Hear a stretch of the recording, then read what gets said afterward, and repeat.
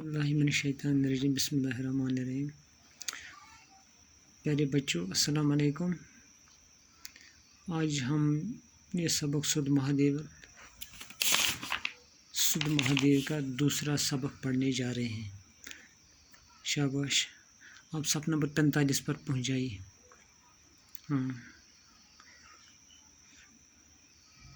वो त्रिशूल जिससे सुदायत को मारा गया 3 हिस्सों में बटा हुआ आज भी यहाँ नस्ब है।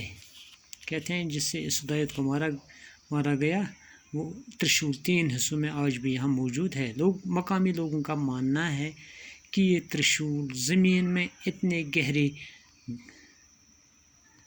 गड़े हुए हैं कि अंदाज़ा करना मुश्किल है, और इनके बारे में आवाम में ये एतकाद है कि जो कोई इन्हें उखाड़ने की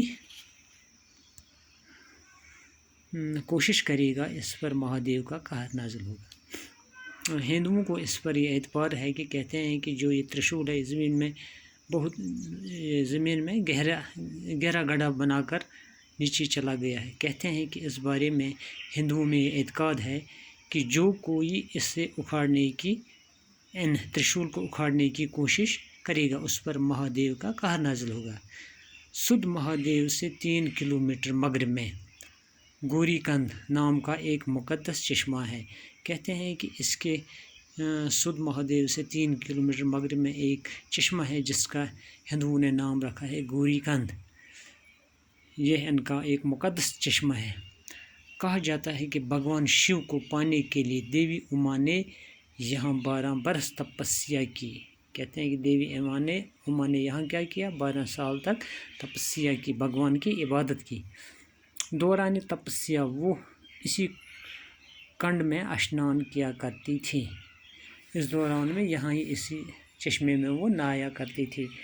देवक नदी जिससे इस इलाके में गंगा की तरह मुक़द्दस वो मुतबरक माना जाता है, इसी कंध से निकलती है। कहते हैं कि ये नदी देवक नदी जो इस चश्मे से निकलती है, जिस तरह हिंदुओं में गंगा मुतबरक है, इसी तरह इस नदी को भी मुक़द्दस माना जाता है, मुक़द्दस और मुतबरक माना जाता है।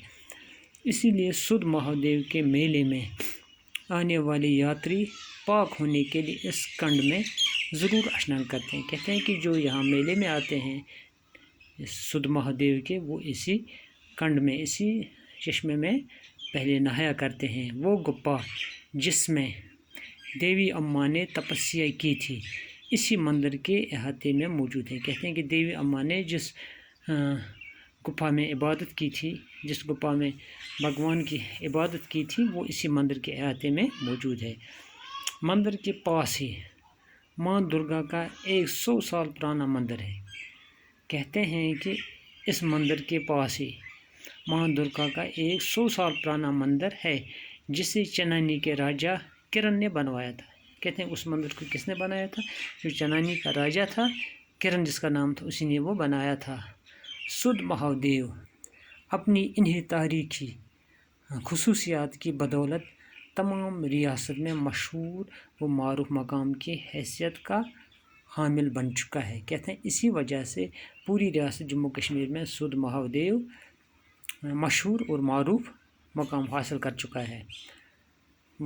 कश्मीर वादी या माता वैष्णो देवी की यात्रा पर आए हुए यात्री सुध महादेव की ज़ियारत करना भी अपने लिए अहम समझते हैं। कहते हैं जो वैष्णो देवी की यात्रा पर आते हैं या कश्मीर आते हैं, वो यात्री सुध महादेव की ज़ियारत करना भी अपने लिए अहम समझते हैं। बाकी वस्सलाम।